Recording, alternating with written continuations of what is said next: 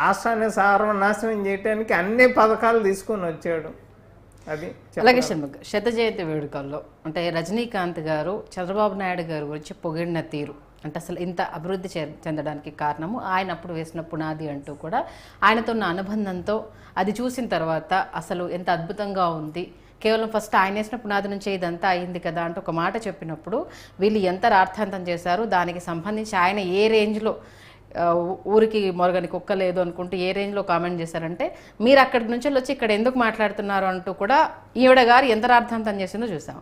మరి ఈవిడ వెళ్ళి తమిళనాడులో మరి పక్క రాష్ట్రం గురించి మనం మాట్లాడొద్దు అన్న ఒక స్పృహను మర్చిపోవడాన్ని ఎలా చూడాలి అసలు? అంటే టార్గెట్గానే ఆవిడ అక్కడ కావాలనే కామెంట్స్ చేసిందా, లేదు అంటే అక్కడ ఎలాగో చేస్తే పట్టించుకోరు కాబట్టి ఇక్కడ చేస్తే నేషనల్ వైడ్గా తనకు ఒక ఎలివేషన్ వస్తుంది అనేసి అన్న ఒక తాట ఏంటది?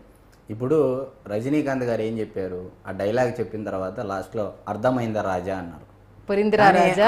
ఆయన చేసిన అంటే అందరికీ ఈ విధంగా చెప్పారు, కానీ అర్థమైందా రాణి అనే మాట మర్చిపోయారు.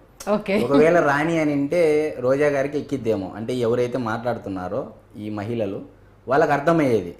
నేనేమంటున్నానంటే ఆంధ్రప్రదేశ్ రాష్ట్రం ఒకప్పుడు ఎలా ఉండేది, నేడు మహిళా సంఘాలు కూడా సిగ్గుపడాల్సిన పరిస్థితికి దిగజార్చారు. ఈరోజు మహిళలు, రోజా గారు ఏం చేశారండి మహిళలకి? గన్ కన్నా ముందు జగన్ వస్తాడు, ఈ డైలాగులు తప్ప ఏమన్నా ఉన్నాయా అసెంబ్లీ వేదికగా? అంటే నేనేమంటున్నానంటే విధి విధానపైన నిర్ణయాల మీద మాత్రమే చర్చ జరగాలి రాష్ట్రంలో.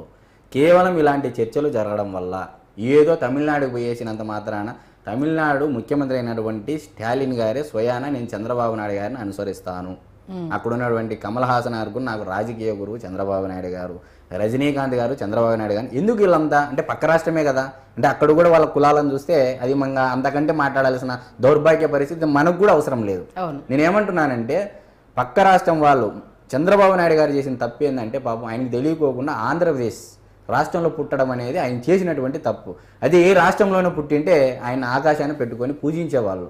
ఇంత విజనరీగా ఉండి మన పిల్లలు, మన రాష్ట్రము, మన పిల్లల భవిష్యత్తు విదేశాల్లో బాగుండాలి, ఎక్కడున్నా కూడా మన భరత భూమి, మన ఆంధ్ర భూమి, మన తెలుగు జాతి అనే నినాదనించడం వల్ల కేవలం అక్కడ కూడా కులాన్ని చూసే దౌర్భాగ్యాల వల్లే ఈరోజు ఆంధ్రప్రదేశ్ రాష్ట్రం ఈ విధంగా ఉంది.